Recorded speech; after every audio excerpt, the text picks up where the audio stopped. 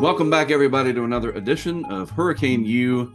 This time, we're going to be talking hurricane preparedness with a good friend of mine at the National Hurricane Center, whom I have known for many years, all around great guy, great conversationalist. And like me, he enjoyed the eclipse back on April the 8th. I want to welcome Daniel Brown, down in Miami, Florida. Thanks for joining me as we talk about hurricane preparedness. Yeah, thanks, Mark. It's great to chat with you, and look forward to talking about the upcoming season.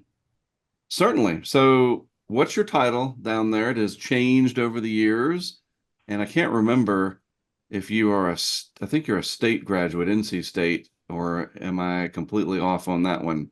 So from North Carolina, I went to UNC Asheville. Okay, yeah. Started out here at NHC shortly after that. Been here a little over 30 years, and kind of moved up through the ranks here at the National Hurricane Center. Started out in our marine branch, our tropical analysis and forecast branch. Did a short stint at the weather forecast office in Miami as part of the National Weather Service. Came back over here to the marine branch, and then moved into the hurricane specialist unit in 2006. And was a warning coordination meteorologist here for about 15 years. And very recently, within the last 6 months, now I've become the branch chief of the Hurricane Specialist Unit here at the National Hurricane Center. Well, congratulations. That's great. I guess it's Robbie Berg that went to state, right? Correct. We have a lot of NC State folks. We have Robbie Berg, director, Dr. Michael Brennan. Yes. And a few others as well. So a lot of Jamie Rome, our deputy director, a lot of folks here in NHC that either from North Carolina or NC State. Terrific. That's awesome. I was just in Asheville a couple of days ago for a soccer tournament. Well, whatever you call it, for my son. Didn't go well, but we'll leave that as a story for another day. He's the keeper, and believe me, he remembers when those games don't go well. Something about the defense, right? It's always their fault. The keeper can only do so much. So, as we get the phone to stop ringing there or buzzing, I want to talk about hurricane preparedness in today's Hurricane U episode, especially since it's 2024 now. You know, preparedness has changed over the years, and we're in an age now with so much information right here, either at our fingertips or just our thumb tips from swiping, and even just talking to a device and, you know, chat GPT to find out information or whatever. So first question for you, and I know this might sound a little not rhetorical, but it's not as obvious, I think, as we get into the answer here. But what are we preparing for? When people say be hurricane prepared, what does that mean? It really depends on exactly where you live, on what you need to prepare for. And this is 2024. Things have certainly changed in the last 5 to 10 years about how we get information. But I will say that the number one thing you need to find out is, again, what is your risk? What is your risk to wind? What is your risk to storm surge? And what is your risk to heavy rainfall and flooding? Right. Because that's really going to determine what you need to do both before, during, and after each storm. Yeah, that makes sense. You know, that preparing for power outages, preparing for, and I want people to ask themselves that question. They're hearing it. It's National Hurricane Preparedness Week. As we are recording this, we're kind of in the first part of it. And with everything going on in the world, the news cycles updating every second these days, there's just a lot of information. We've heard a lot about how busy this upcoming season could be. And so I want people to ask themselves that, what am I preparing for exactly? And we know obvious things like, well, if the power goes out, I need to be prepared for that. The food, the water, the staples, etc., you know, medicine, taking care of your pets. Those are some of the things that I think hopefully are just ingrained in people's minds over the years. But preparing is different for somebody that might have just moved to Florida or moved to the coast of North Carolina. They might not know what you're talking about. Maybe they came down from, you know, the DC area or something, and now they're living in the Carolina coast, or they moved from Atlanta into Florida. Maybe they're going to retire. So just on a broad scale, preparedness is, would you say, the act of getting ready for the event itself? You know, you're preparing for the hurricane, the landfall, or the tropical storm. Because we're going to talk about another word in a minute that's the more longer term, and I think you know where I'm going with that. Yeah, I mean, it is really preparing for at first the event itself. Again, we really want folks to know if they live in an evacuation zone. That Mhm. really is the number one, because if you do, it's going to change how you prepare and what your plans are to ride out the storm. If you live in an evacuation zone, you got to start thinking about where you're going to go. It doesn't have to be hundreds of miles away from the coast. It just has to be outside that storm surge area. Again, what we want you to do is run from the water and then hide from the wind. So again, if you're in one of these areas that's going to get storm surge, the idea is to evacuate, to move away from that. And then if you're in a well-built house that's outside that storm surge area, you can stay, and we want you to stay. But you also need to have those supplies ready for that. Here in South Florida, I live down here. We're very hurricane-prone area here in South Florida. I do live outside that evacuation zone. So for my plans, it is to really kind of hunker down, make sure I have the supplies, food and water, uh, that I can sustain myself for several days to a week, and would be to ride out the storm here. But this is not something that we just say each year because, oh, it's hurricane season. It's time to sell some supplies and send everybody to the big box retailers. I mean, I remember before social media, a couple people back when Lowe's was our partner, they would get angry with me and say, "You're just saying all this because Lowe's is a partner of yours and you're wanting to sell more stuff." I'm like, "No, I'm not." That was in the early part of my career before I saw the things like Katrina and Ike and whatever. But like this is, I've seen it. I've done this for about 30 years as well in the private sector, and it's painful what we see, and this is very serious. People that are not adequately prepared, this is not just something that we say because it's that time of year. And you've done this long enough to know that it's a very serious thing. We can get some generational hurricanes, even if it's just you that got it. And it could just be a tropical storm, just a tropical storm. And we're going to get into the hazards in a minute, but just re-emphasizing that look, this whole idea of hurricane preparedness, it's very real and it helps to lessen the stress of it all. Would you agree with that? That if, I mean, it makes sense. Luck Yeah, favors the prepared. absolutely. And I think I would say a couple of things to that. One is, I think you got to really look every year. How is your situation changed from year to year? I was actually just thinking about my hurricane plan just the other day, and thinking, my parents are getting older, really much more elderly than they were. They're not as mobile as they were. They can't pack up the car and drive somewhere. So I really have been thinking about how am I going to change my plan for this season to account for that. What Sure. do I need to do to make sure my parents are safe? They're also here in South Florida. And so again, how has your situation changed? Do you now have a pet that you didn't have? Do you have young children in the family that you didn't have a few years ago? Or perhaps you've moved now from an apartment or condominium into a home. What has changed? What do you need to do to think about your preparedness? And another thing I'd add to what you said is just thinking back to last season, and why it's so important to have those supplies beforehand to be prepared is think about Hurricane Otis. That was a storm Oh that yeah. impacted Mexico last year, hit a very big metropolitan area. Again, there's no reason, unfortunately, that couldn't happen it Right. could happen here in Miami, Tampa, Houston, somewhere in the United States, where we have a storm that rapidly strengthens, and it goes from essentially, being maybe high end tropical storm, low end hurricane threat to category 3, 4, 5 in just a matter of hours. Sure. And again, having those supplies, having your sort of go bag ready if you need to evacuate, all that stuff can really help you stay prepared and really keep you and your family safe. Yeah. I mean, I go back to it that like we know from experience, we're not just preaching from the pulpit, like, all right, do this because we say so. There's definitely a reason behind it. And people that I've talked to over the years, I go to these hurricane areas to set up equipment to document what happens and to report on it and observe and so forth. And we see people, and a lot of times we know them before, and then we are staying friends with them after. And they've always said, either I was not prepared, and I certainly would be next time, or I was prepared, but I wish I had done this differently.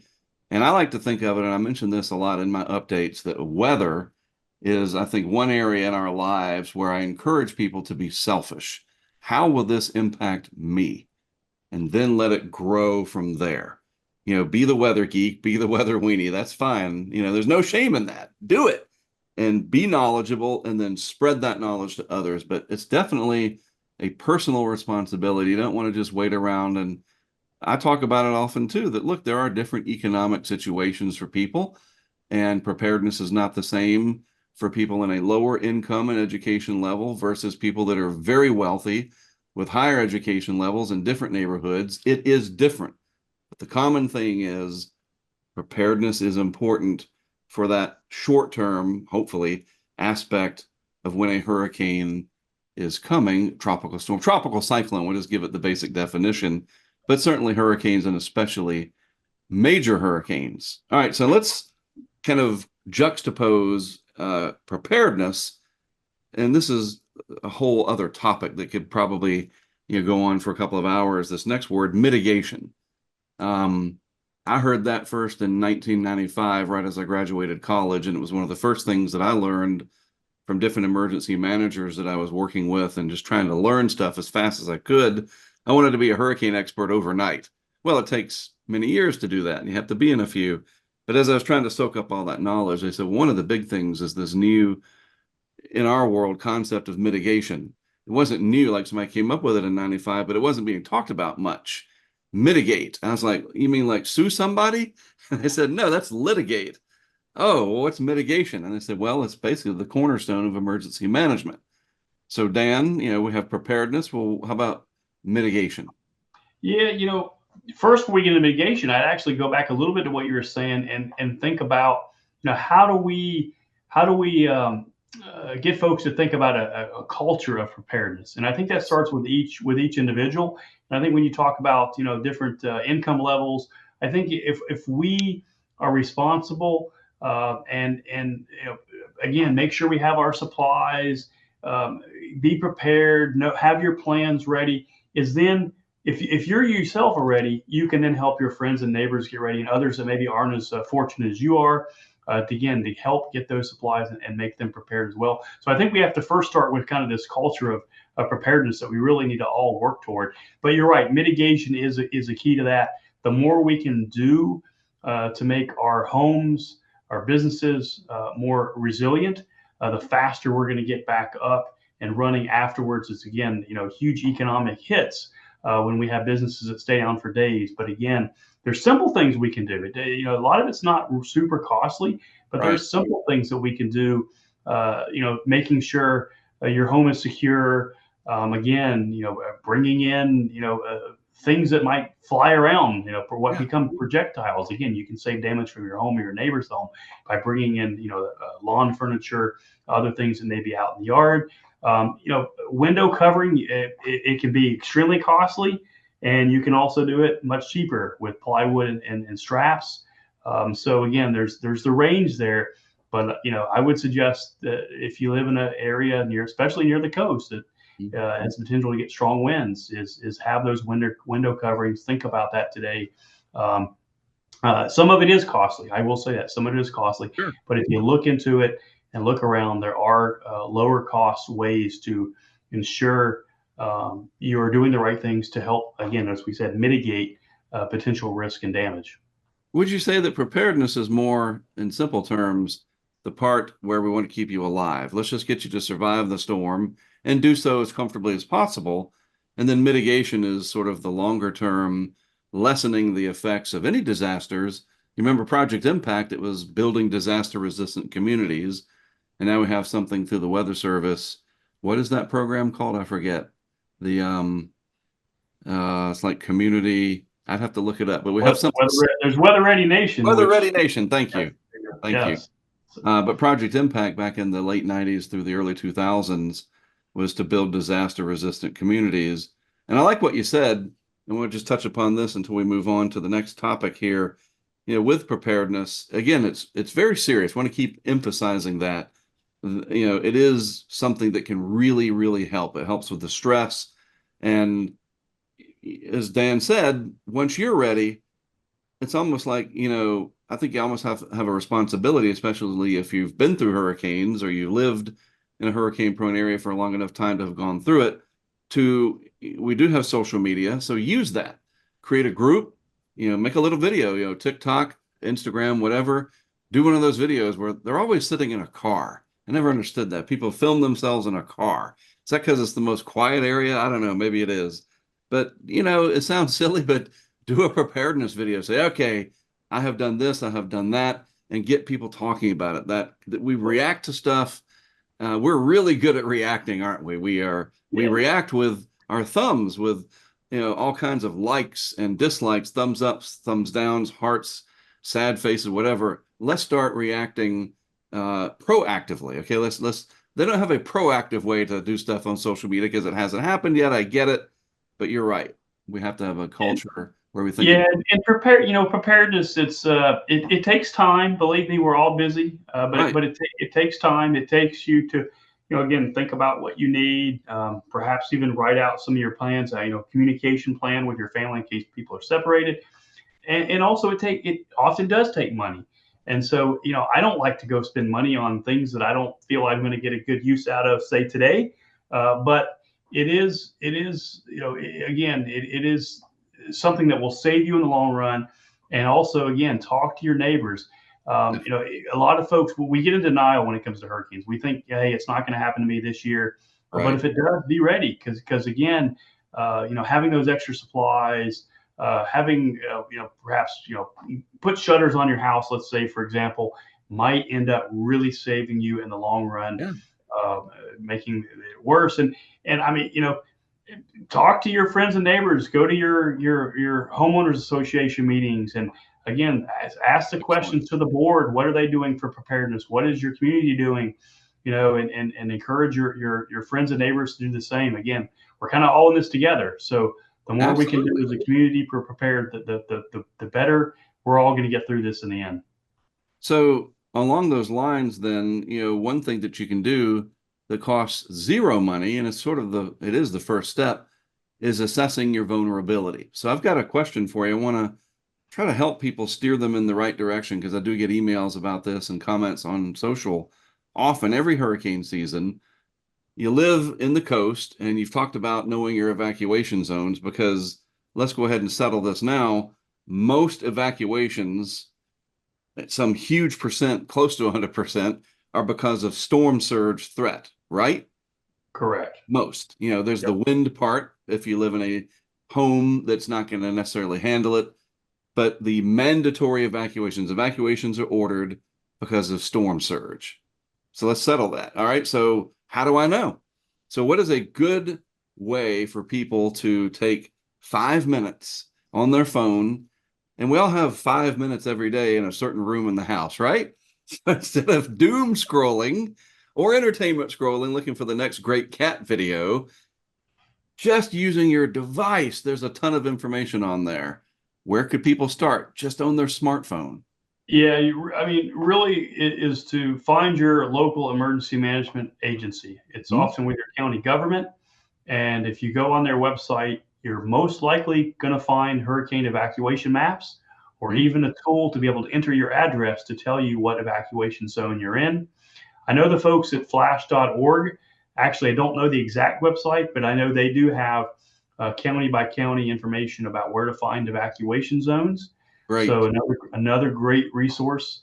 Perhaps you can share that here after we're done.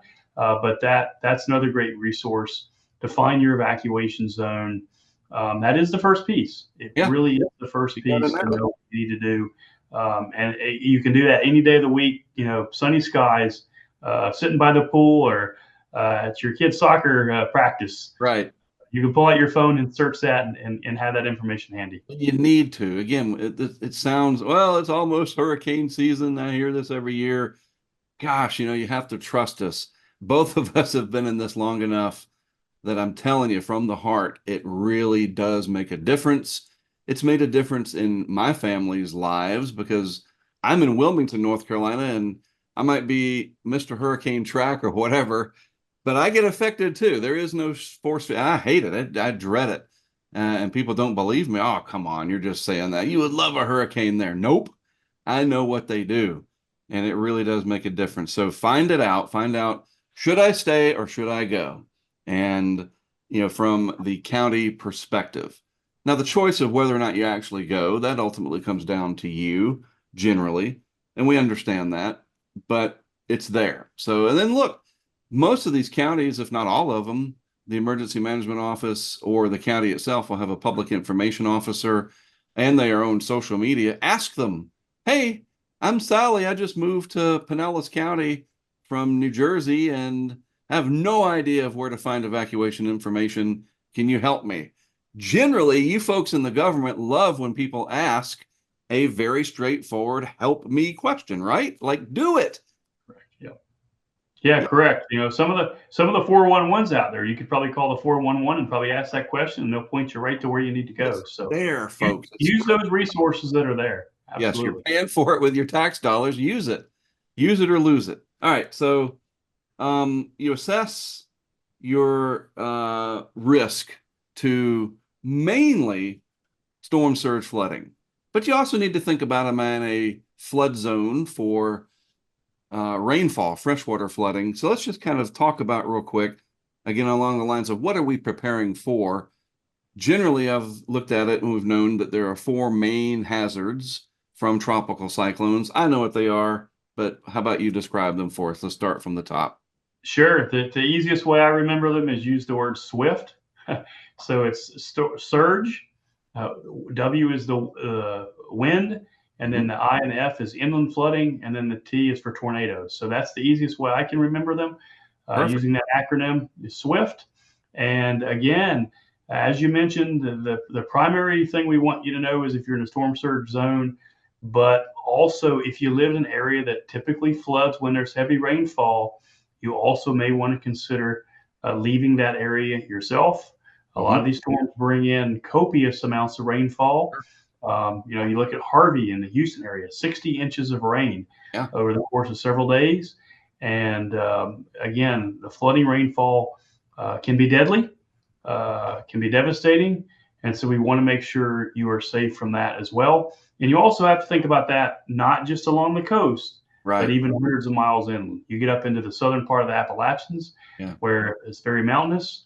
That can really wring that moisture out of those systems, causing flash flooding, even landslides or mudslides. And then you look even just a couple few years ago, storms even exiting the East Coast. They've come in along the Gulf Coast. Yeah. 3 or 4 days later, they can interact with a frontal boundary, other weather features to cause a really very heavy rainfall. We saw that up in the New York area a few years Right. ago. With Ida, Uh, right? yep, caused a lot of fatalities. So again, just got to stay weather aware as these storms are making landfall and then moving on inland. Yeah, I mean that's the thing. We invite everybody. Everybody, all Americans need to be a weather geek. I mean, come on, you might as well. There's always that one person in the office. Your office is different because everybody down there's got a degree in it or something, right? But every office has that weather geek. Everybody turns to so and so. Well, ask him or her what the weather's going to be. They know about that hurricane. What's the hurricane going to do? And I like that, the conversation about it, and preparedness, talking about it more and more. Uh, there's been studies done from all kinds of behavioral scientists about it. We just seem to react, and I know that we're close to it, so it may seem easy for us, but yeah, we get it. Preparedness is different for everybody. Just summarizing this part of the conversation, but it is necessary, and it really will help. Again, believe us, it is a very helpful tool, and you have all the power in the front end here before a watch or warning is ever issued. All right. So yeah, so you're a new resident in an area. We talked about this a little bit versus, and I think this is important. The obvious one is the new resident. What about the long-time resident that's been around some area for 10 years or more, maybe had a hurricane watch or a warning? Maybe they went through the outer edges of something from Texas to the mid-Atlantic, who knows, maybe even up to Maine. Some of these hurricanes have brushed close enough to New England even that they feel like they've got hurricane experience. And you might have been, like I said, somewhere for 10 years or more, but things have changed. Like, again, it kind of goes back to, you touched upon this a little earlier, but revisit it anyway, right? Like there's always something you can do, even if you think you've been through a hurricane, you might not have been through a major hurricane. and there is a big difference. Yeah, and I think people, if they move to an area that's hurricane prone, maybe that first year or two they really do get not excited, but they get anxious and want to do everything they can to get prepared. But after 4 or 5 years, if you haven't been hit, you get a little complacent. That's I that think that word. Yep. I think here in Southeast Florida, we're probably a little bit like that. We've been pretty lucky. We've had Dorian go east of us. We had Irma go west of us. You know, we haven't had we've had impacts, but we haven't had direct Right. impacts from a really big storm in a long time here in Southeast Florida. So again, getting people to realize that there is that risk every single hurricane season. Can't tell you where that storm is going to go, Right. where it's going to make landfall ahead of the season. But if it does hit your area, it's going to be a bad year. So I think that's one thing you got to think about. And then just overall, yeah, making sure that people are updating plans. Again, thinking about how their life situation has changed, Yeah, um, absolutely. and again, what do I need to do different this year? And also, I would say too, the people that have been through it in areas, use them as a resource. They probably have some best practices of things that worked well, maybe other things that didn't, that they are going to do different the next time around. And even here at the Hurricane Center, we're trying to share some of that information ahead of this season with some of our newer employees, because Right. again, we have some folks that have been here a long time and been through storms, and others that are brand new and haven't. That's a good point. And, using experience as a resource in that situation, that if you've been through it, maybe you moved from one coastal area, maybe from Mississippi to Florida, and you went through some of the hurricanes in the mid 2000s there, maybe Katrina or something, or Ike in Texas in 2008. Now you live in Florida and you can, lend that information. It's not, I think it's just something people should talk about it more. I know it sounds like odd, but you're at a dinner party. I like the idea of HOA meetings, anything, a civic club, Civitan, Rotary, whatever the case may be, Facebook groups. It's a necessary thing, and I'm gonna keep harping on it. We're doing a lot of that with our YouTube videos. It's just so important. Not gonna let it go. In this job, I've met people that aren't meteorologists, but they're community leaders, Yes. and they've gotten very interested in this topic, and they have gone around and spoke at civic clubs, HOA meetings, commission meetings for their city or county. They just enjoy promoting preparedness. And so again, if you're interested in that, there's resources out there. You can do the same. Again, it just anything we can do to promote this culture of preparedness will help each community get through every hurricane season.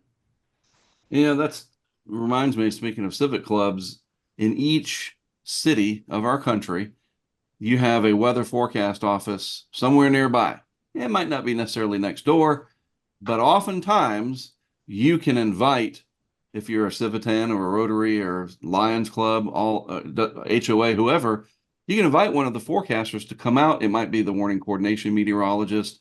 Doesn't matter who it is. They're going to be a degreed meteorologist. They're going to know, maybe even the emergency manager for the area, or maybe the public information officer. Ask, invite. And people are busy, but if they can schedule it, it's a great resource, and they can come and speak, and it just gets that dialogue going. I can tell you with that I know here at the local Miami office and here at the Hurricane Center, we get those type of requests. There's a lot of them that come in for the May and early June. So think about it, plan ahead, ask those folks early. I'm sure they'll do it, but you just got to get on their schedule really early.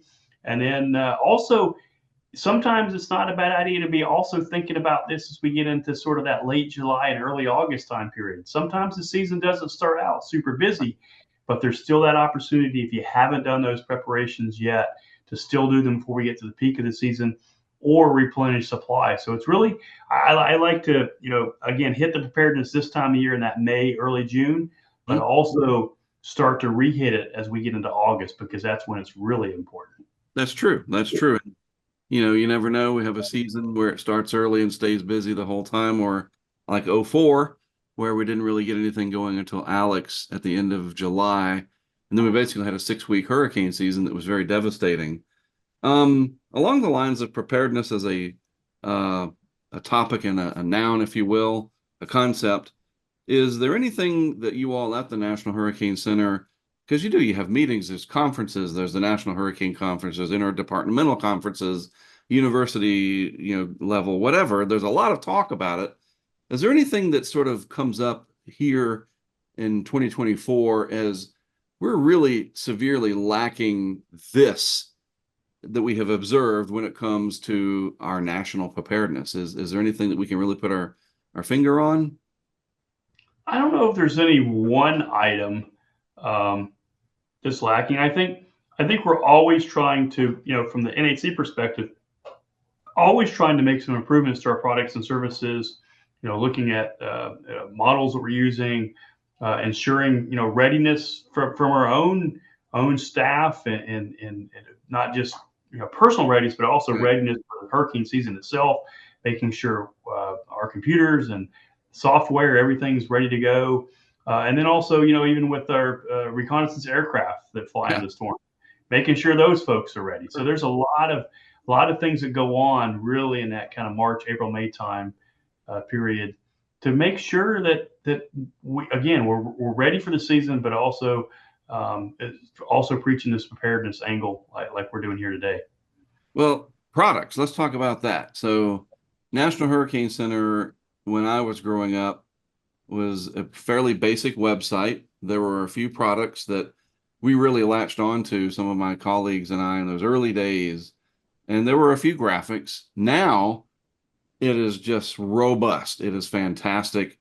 And again, for me, because I've done this for so long and I know exactly what I'm looking for, I know where to find those products. I know where to hone in on for all of the hazards, with the exception, because the SPC handles the severe weather side. The T of SWIFT is the tornadoes part, but you guys do link to the SPC, so it's their Storm Prediction Center. But everything else is right there. The wind probabilities, the storm surge graphics, which are just extraordinary. But again, I know how to use them. Of course I do. So let's just kind of go through a little bit of what products the National Hurricane Center has that can be very helpful with the part of preparedness that is keeping up with the storm, because you've gotten ready, gotten your supplies. Well, now you need to stay on top of things and make sure you know when to act. So what do you have out there? I'm brand new to the area. Sell me the National Hurricane Center site. So when the storm, when the storm forms, and even to be honest, if you're new to the area and you want to just see what's going on, hurricanes.gov, you'll get to see really anything that we're tracking at any time on that front page. You'll see little X's on our tropical weather outlook with areas depicted where they could potentially form. And then once systems form, of course, we have sort of storm boxes that appear on the website that have all those products that you just mentioned within that storm box. A lot of text products as well as graphical products. I would just say, don't just come look at the cone. I know that the cone is a sort of a great product to see where the storm's going.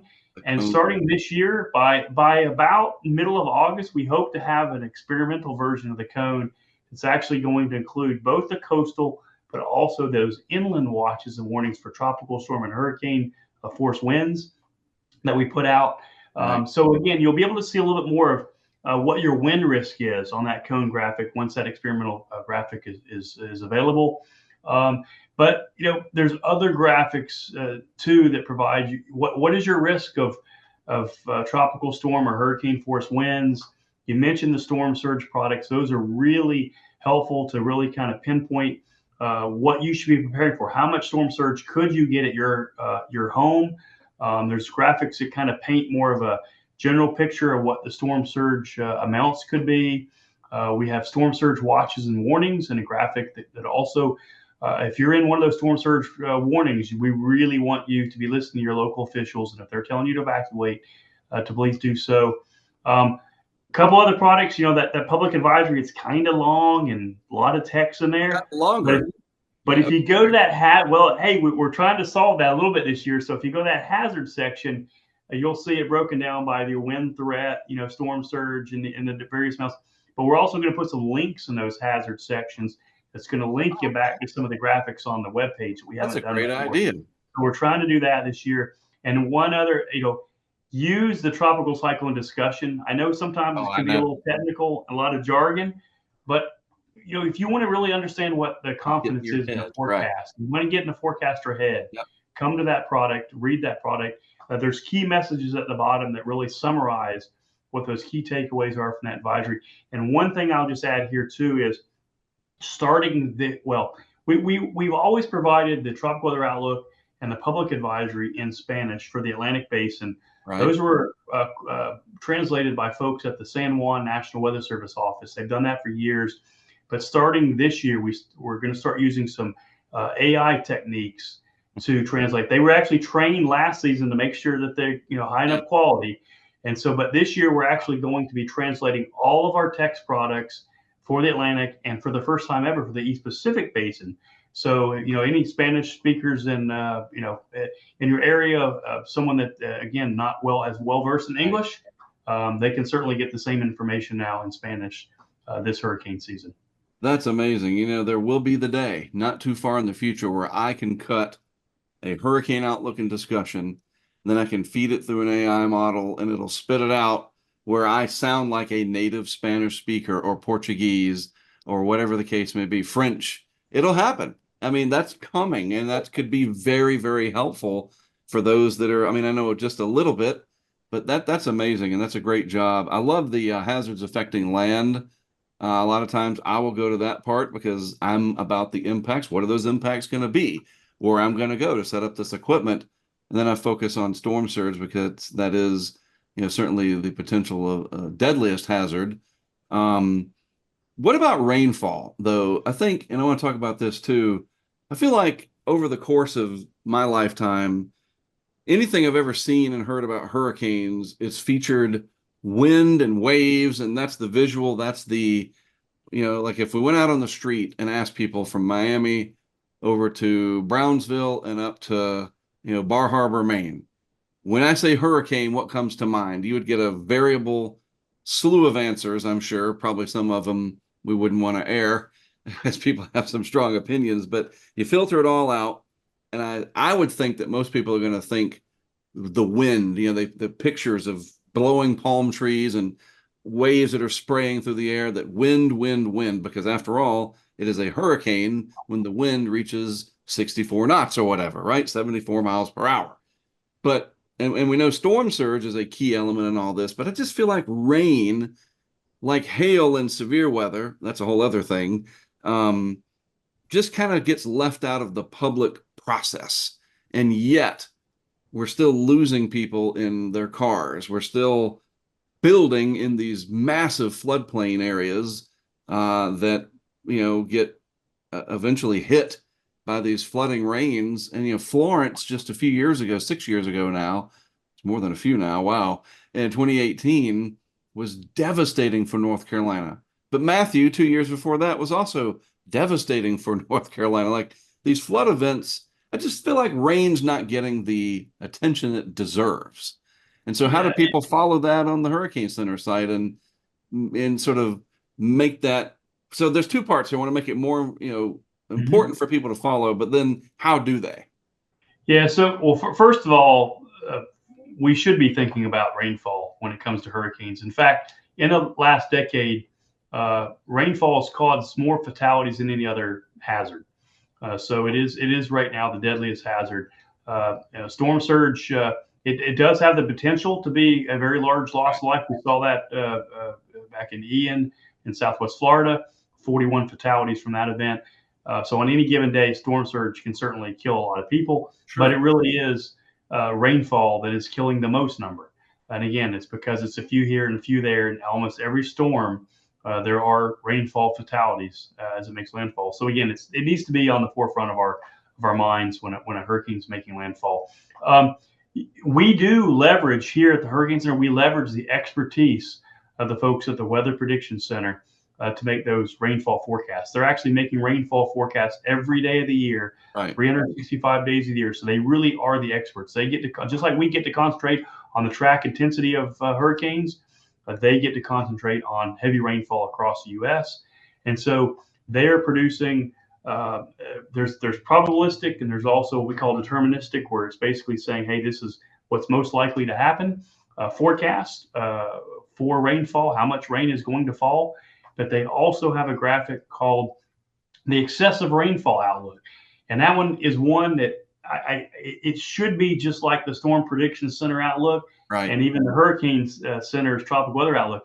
Should be something that just about you look at every day, because again, it's giving you a snapshot of where we think rainfall might be so much that it's going to cause flash flooding. Yeah. And when they issue high risk days, just like when the Storm Prediction Center does, it means you probably need to take some action. You probably start thinking about what you and your family are going to do, because unfortunately, in high risk days, there's typically a tremendous amount of flooding, damage, and often fatalities.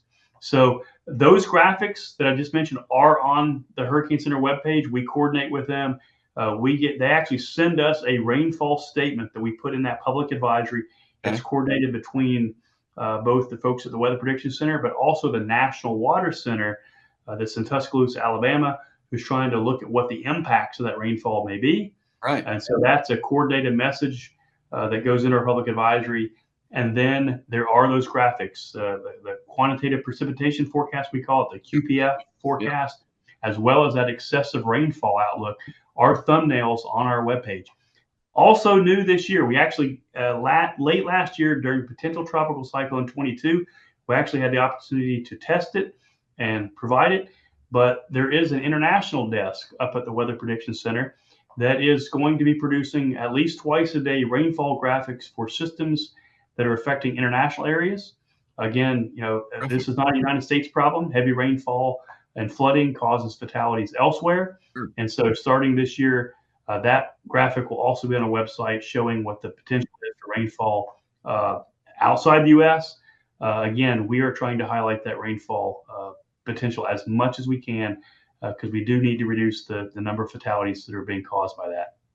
And rainfall, that's the thing. We certainly talk about it in my fairly small community. In the bigger scale of things, several thousand people will watch a video. We, interact with people in person throughout the year, but 330 something million people in the United States, most of them just don't realize in any given day, heavy rainfall can have such a significant impact. It's such a necessary, water, right? But I say, look, water made the Grand Canyon. So I think it could affect my life. Now, that took a long time, yes, but still, rain is an impact. And, to that end, people understanding, and this is going to kind of backtrack a little bit, but as thoughts come in, I want to address them. When we're preparing, again, thinking back to preparedness as a concept, and I asked you, what are we preparing for? I think a lot of people get it wrong, and they're kind of thinking of it as, will it hit me? I'm preparing for it. And so what is it? It is a name. This year it starts with Alberto, and then Beryl and Chris and Debbie and so forth. So I'm preparing for Debbie. Well, what exactly, like you can start drilling down, are you preparing for about Hurricane Debbie? I don't know. The wind, I guess. And so that's what I want people to do, is think about it, not that I'm preparing for the it, because I have seen people in restaurants we'll go to as a team, and they're talking about the hurricane around us, and we pick up on it. And you'll hear somebody say, oh, so-and-so says it's not coming here. It's going to head more towards, and let's just look at Ian. It is going to head more towards wherever. And, the core, like that's what they're talking about, but they don't realize it. Yet rain is such a huge impact. That's the word. I want you to prepare for the impacts of these systems, not the arrival necessarily of the center itself, because sometimes we're not going to know that even 12 hours ahead of time, the exact landfall of the exact center. It is the impacts that we are wanting to prepare for. Would you agree with that? Yeah, and in fact, for rainfall, where the center makes landfall is not that important. The rain can extend very far from the center. I mean, you even look at a case like Joaquin from 2015, that the center never even reached the United States, yet there was all this moisture that kind of got peeled off from that storm that ended up producing tremendous rainfall across portions of South Carolina. And that's, I mean, that can happen. There's been systems that have made landfall in Mexico on the Pacific coast, but yet that rainfall and moisture gets spread up into Texas and the central part of the U.S., likely along some frontal boundary and produces tremendous rainfall and flooding. So again, especially with rainfall, don't focus too much on that forecast track or intensity, because it's really with rainfall. When you go back and look at Alberto back in '94, I think that was the name in '94. That was in Georgia. Produced tremendous flooding, fatalities, and then Allison in Texas back in 2001.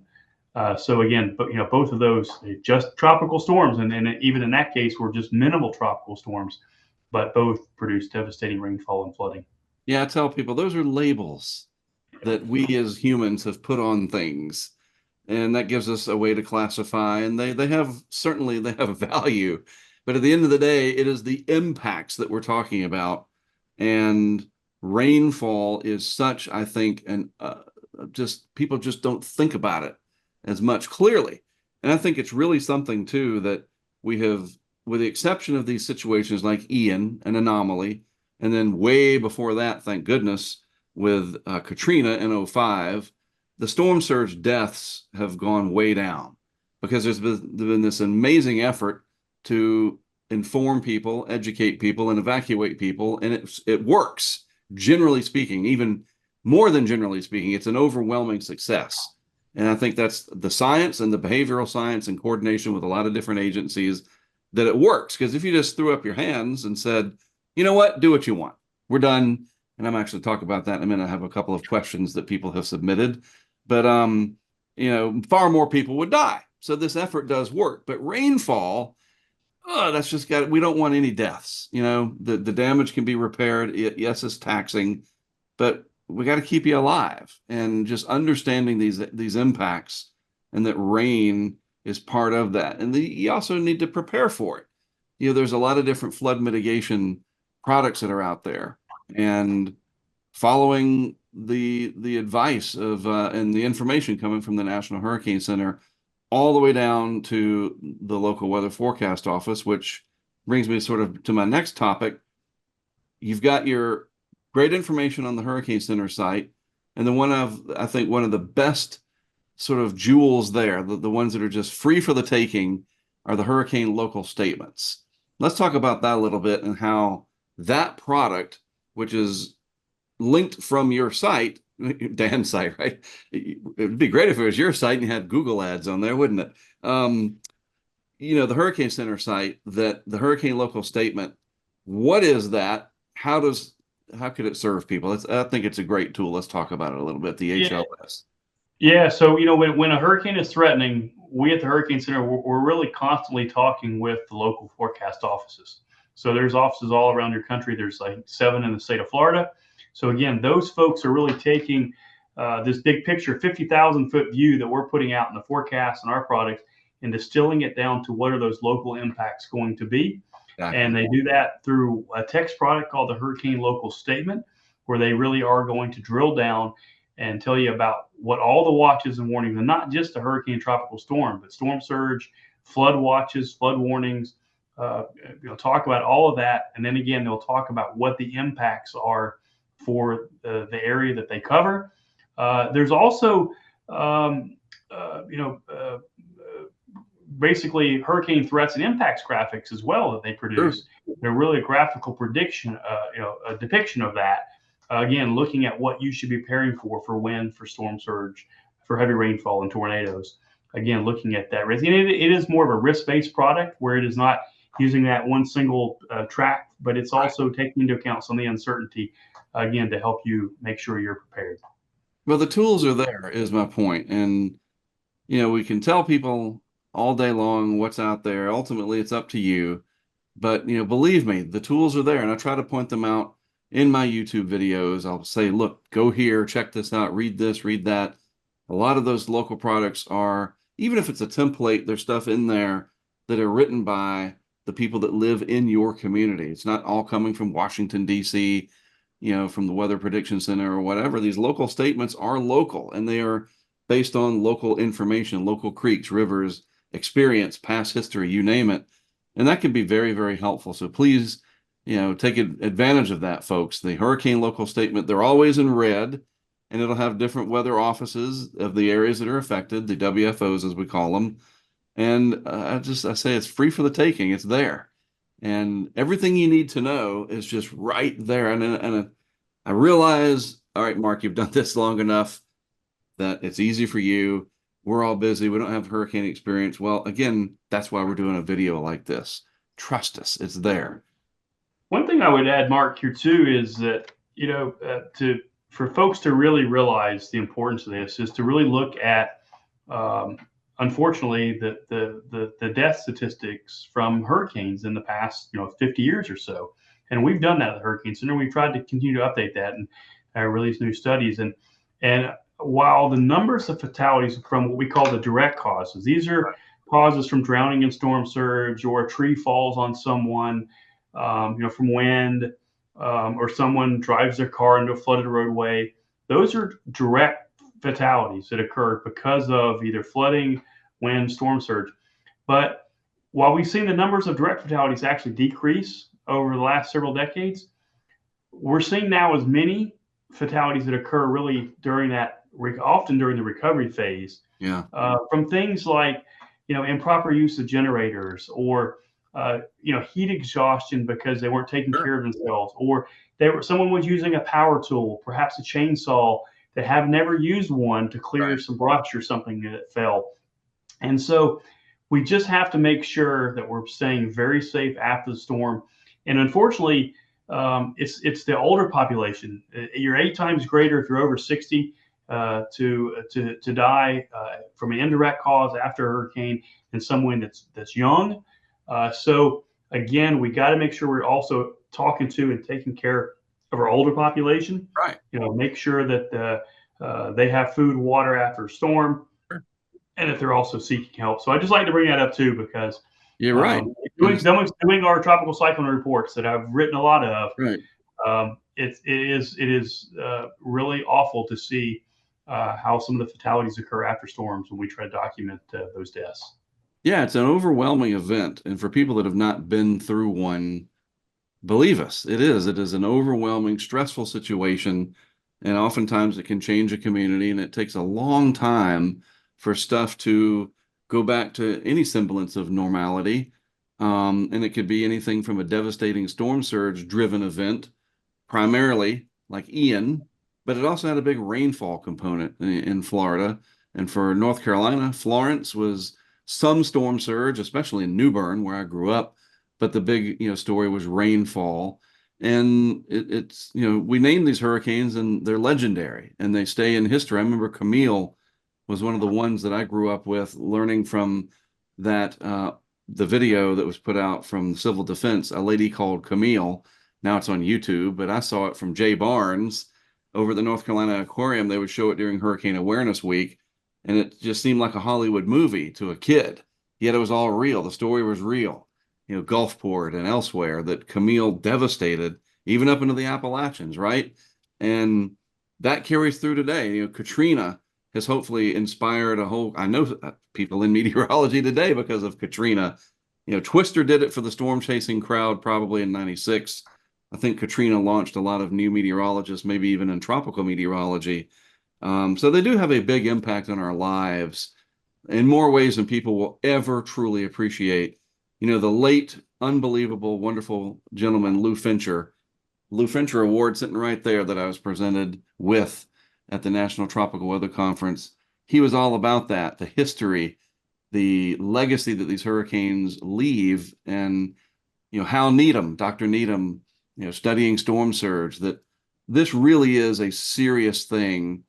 And sometimes hurricanes can cause societal ripples through society where everyone's focused on it, like a Katrina event, and then they affect us economically through insurance increases. And that's a whole other topic, right? But it's just the point. This is a lot more serious than I think most people truly realize. And it's just taking that moment or two or three to focus on it.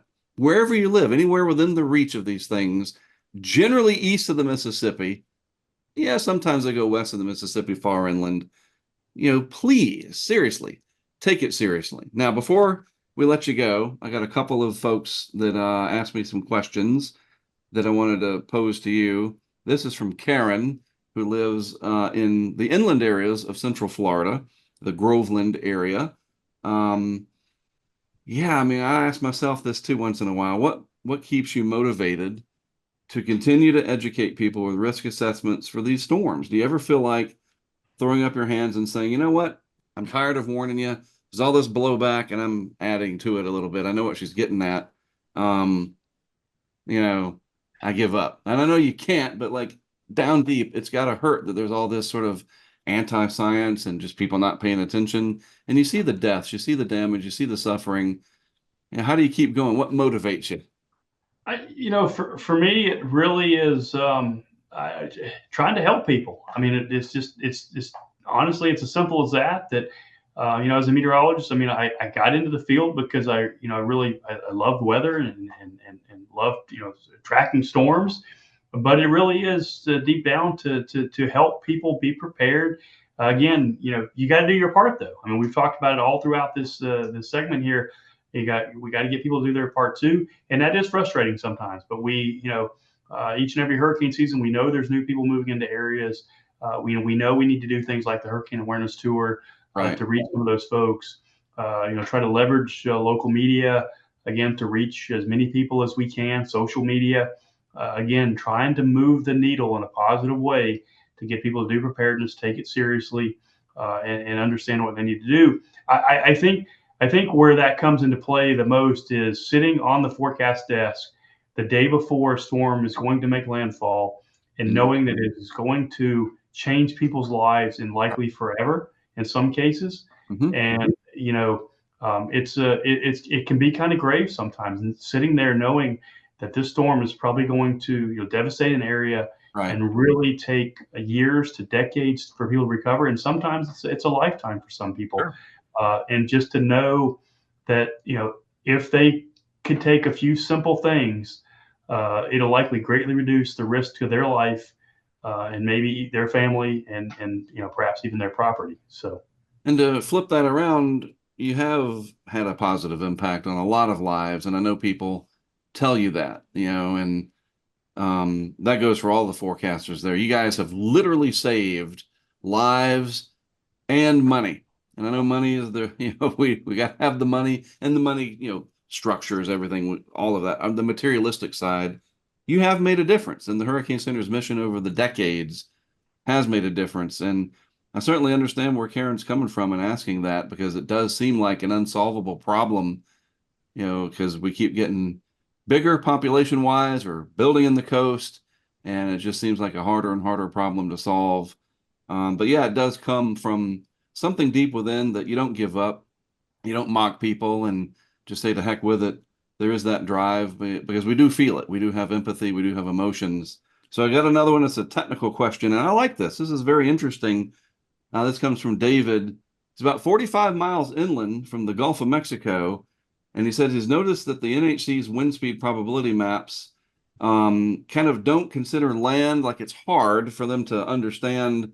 I mean, these are computer models and different graphics, but not taking into account for the fact that inland winds at ground level are much slower than they might be at a couple hundred meters off the ground. Often, the wind speeds of tropical systems, especially ones directly overhead, the wind speeds seem overstated. Are there any NHC products that do a better job of informing? And I like it that he said me. I like that. I'm serious. I really like that, because that's where it starts. That's what we've been talking about, folks, about the maximum sustained wind speeds that I can realistically expect at my location. And I like this because it builds in sort of the frustration from the end user. How do I interpret the wind? Because he's not near storm surge. He's probably not near an area that would flood from rain. So his concern is wind. So what product could help him with that? And we know you're not going to be able to say, well, what's your address, David? Oh, we're not expecting anything above 30 there. You're fine. We're not there yet. So that being not the case yet, what does he have at his fingertips that could help understand wind when you're not anywhere near these other water hazards? Yeah, so it's not an easy question to answer. I will tell you that when we produce our forecast, we do account for land and trying to forecast the intensity of the storm as it makes landfall weekends. Typically, when a major hurricane makes landfall, within 12 hours, the wind speeds have been cut by more than half. Right. In fact, in those first few hours of landfall, those winds really begin to start to come down because of the friction of the land. But it doesn't mean those gusts aren't still going to be there. And Sure. oftentimes it's really those damaging gusts that continue well Right. inland. Um, the wind speed probability product that we do issue does account for land, but it does it kind of in a crude fashion today. But we are actually working on what internally we're calling kind of wind speed probabilities 2.0, Right. which is going to use some new methodology. And I think when that product comes online, it's probably still going to be maybe a few hurricane seasons, maybe two or three. But I think that product will help to really kind of recalibrate those wind speed probabilities for inland areas, and because it's going to better account for land. Essentially, is what it's doing. I think though that we are starting to think about how we might want to convey gusts, because again, there's still that gust factor there. We're even looking at maybe, can we have kind of exceedance products, Right. and that's more akin kind of to what we're doing with storm surge, where you kind of see your risk of different levels of storm surge, kind of a reasonable worst case scenario. And I think that's something we're thinking about maybe at some point with wind, whether it be sustained or wind gusts. But yeah, you're right. The guidance for inland areas, it's difficult to probably find, and also our local forecast offices, that hurricane local statement. There's some other products that they issue that really can help you on sort of a county by county or zone by zone level to understand at least what your risk is. Right. Again, that does take into account some uncertainty, looking more kind of at a reasonable worst case scenario than more what we call our deterministic or most likely wind forecast, because we want to give a little bit of I wouldn't call it sort of error bar, but we do want to make sure people are preparing for what could happen. Yeah. And I mean, one thing I want to add to this, in my experience of tracking these in person for all these years, is they're all different. And the structure of the hurricane, tropical storm, even depression, is really matters that a well-organized system like Michael, 45 miles inland, Michael was still a very vicious hurricane. And you can see that today as you drive I-10 there west of Tallahassee, that the tree damage, a lot of it's been cleared and whatnot, but it's still very evident. For years after Hugo, the Francis Marion Forest, you can see the devastation there. And it's really hard to figure out. I mean, just look at what we have to do with severe weather. And we have these high resolution models. And, I'm recording this on the 7th of May. May 6th was the high risk in the Great Plains. And we're trying to forecast supercells, we being the scientific community, of course. And that's very hard. So a hurricane, where it's much larger tropical storm, that's a hard nut to crack, because a band could come in, intensify, you get the winds getting down to the surface more efficiently for a few minutes at your property. And yes, you have a bad day. Pecan trees, whatever come, or is it pecan? You know what I'm saying? Trees come down, or your roof comes off, and then that band weakens. It's just such a, I guess the term would be mesoscale feature. Yeah, it's not a big synoptic feature. Wind is tough on a individual basis to figure out. In forecasting the structure of these storms is probably one of the harder parts. Yeah. But it makes a huge difference when it comes to the kind of the footprint of the impacts. Yeah. What size is the eye, or the radius of maximum winds? Where do these bands set up? Again, the models don't do a great job at forecasting the overall structure. They can forecast maybe how what we call how deep the storm is, what the minimum pressure is, but they don't often get that wind field right. Again, because of the structure. And you look at Katrina. Katrina was a really small storm, went through an eyewall replacement, grew much bigger, and before landfall, even Ian went through an eyewall replacement in the last 12 hours or so. So again, those structural changes really can mean a big difference on who experiences the strongest winds. Again, where the core of the storm ends up, how much storm surge there is, and that's not easy to forecast until really close to landfall. Just one more question for you that I wanted to throw out there related to wind. when we see on an advisory that the maximum sustained wind is 130 miles per hour, in a broad sense, what does that mean? So it means that there are 130-mile-per-hour winds occurring somewhere in the circulation. It might be just a really small, tiny area. Right. Again, it's not everywhere, Right. but somewhere those winds are occurring. Most often it's just to the sort of right of Right. the angle of forward speed Yeah, and motion.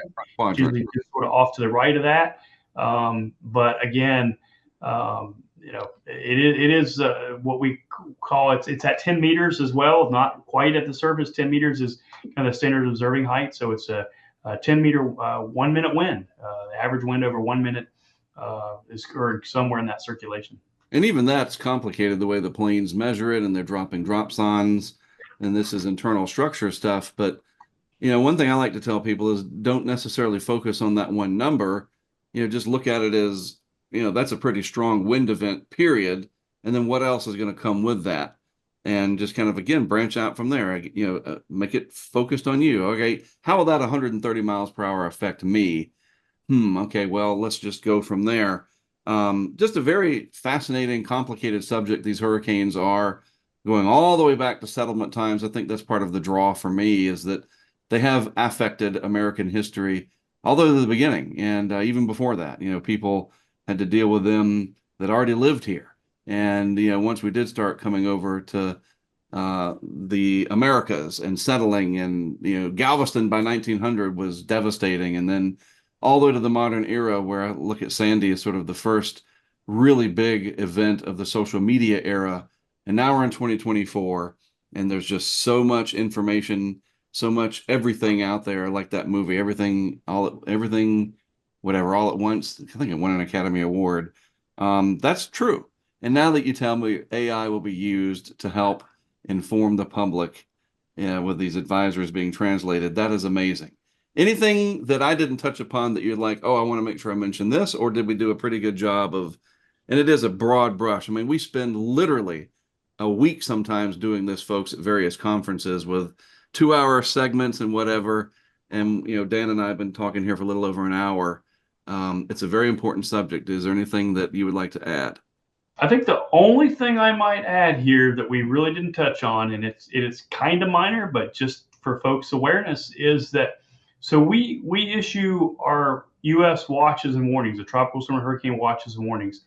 Essentially, it's been on these what we call full advisory packages that folks are probably used to the times, especially East Coast time. It's 5 a.m., Right. 11 a.m., 5 p.m., and 11 p.m. Well, starting this year, we issue what we call intermediate advisories in between those times. Right. So those comes out at 8 a.m., 2 p.m., 8 p.m., and then 2 a.m. But historically, we have not been able to issue U.S. watches and warnings on those intermediate advisories, only those full ones. Starting this year, we at least have the option now to do it. It doesn't say we will do it, but we could decide to issue, say, hurricane watches and warnings at 8 a.m. rather than 5 a.m. Gotcha. That gives us a little more tools in the toolbox to be able to do that. Previously, we'd had to issue a whole special advisory to do that. Right. But, especially when you think about Central Time Zone, it's 4 a.m. when we issue that 5 a.m. Eastern advisory. It's pretty early for folks to get that WE alert on their phone. So in certain situations, it gives us the option maybe to hold on until that 7 to 8 a.m. time period to issue those watches and warnings. So something new. I just know so many people are used to those 5 and 11 time periods, just to say, hey, starting this year could be just about any time. But again, primarily 5 and 11. And over at Storm 2K, the website there, been a member of it for a long time. The F5 key, refreshing the homepage for what's the late, especially the discussion. Yes, the 5 a.m. and 11 a.m. We're like, we have an expression, some of us, and it's an expression of endearment. It's real close to the top of the hour. And it's not out yet, the discussion, because the marine advisory, we know how it all works, right? Public's already out, but the discussion, and we say they're sitting on it like it's money, because that means it's important. The truth behind that is that we're really just doing more and more during that 3-hour window. I don't think people realize We're doing 6 and 7 day forecasts behind the scenes. I think you'll see that within the next 2 or 3 hurricane seasons, 6 and 7 day forecast. We added a 60-hour forecast point. Yeah. This year, we're actually going to add 4 and 5 day wind radii or size forecasts at days 4 and 5. So all this stuff we've been adding key messages a few years ago, it's taking a little bit more time for us to get all those products written and done. Yeah, there's a lot of stuff. So during I went back and looked during Ian, the average time for us to send out that first product, which is often the forecast advisory, what's called the TCM, right, was about 5 or 6 minutes before the top of the hour. And I know that means a lot of people are getting refreshed out there. We're trying to get them out as fast as we can, but again, there's just more things going on behind the scenes now. And sometimes we're also waiting for that last minute plane data. Right. That they might be flying. And we want to get the very latest information before we send it out. So you got to be a little patient with us. And I know some of my media partners comment about that. And sometimes they thank me when it's out really early, but right. We do our best to try and get it out as fast as we can. That would be an amazing documentary, a week behind the scenes at the NHC during a major event. We'll see if we know some people at one of the streaming companies and we can put something together. Hey, maybe. I could give you a few stories of having to put together an advisory or making some big changes probably in 10 or 15 minutes before it went out. It's I think people have to remember that too. It's always a dynamic situation that's constantly changing and evolving. And it is. There is a point in time though when we know it's got to get out by the top of the hour, and it's basically I got to go with what I have now and just be cool with it. But it can be pretty stressful those last few minutes before the advisory goes out. And stress is on people, and Dan is clearly a real person, and I know a lot of the people down there, and I've known the ones that have retired, and that's a big point of this is it's people that are trying to help, and they're up against a lot. And I think if people truly understand, I mean, I know a little bit really, but that behind the scenes stuff, especially in a very serious situation, even Otis approaching Acapulco had to just be, I mean, what do you do? And then Ian in 22, it's not that far from the physical grounds of the National Hurricane Center, really, that I thank you, and I hope other people will too, because you guys have made a difference. It's not just something nice to say. It is absolutely true, and we appreciate it. All Americans and international, folks should as well. And hopefully you see that a lot on those hurricane awareness tours when you go to the islands, that they come out in droves because people are interested and they do appreciate it. Yep. I got great comments this year when we were down in St. Lucia and the other islands as well. Just people, how much they appreciate not only us at the Hurricane Center, but all those men and women that go fly the aircraft to get that Absolutely. Data to help us make those forecasts. So as we've been talking the whole episode, we're making the forecast. Those men and women that fly the planes are collecting the data. Folks at home, you got to do your part too. Be prepared this hurricane season. Absolutely. Well, Dan, thanks for the conversation. I appreciate it as always. Good luck this year. I guess we'll see how it all turns out. I'm not even going to say November 30th because I believe it'll go past that. We'll know by New Year's Eve how it all turns out. So thanks a lot. Best of luck. Yep. And thanks for having me on today. Thank you. See you next time. Yep. Take care.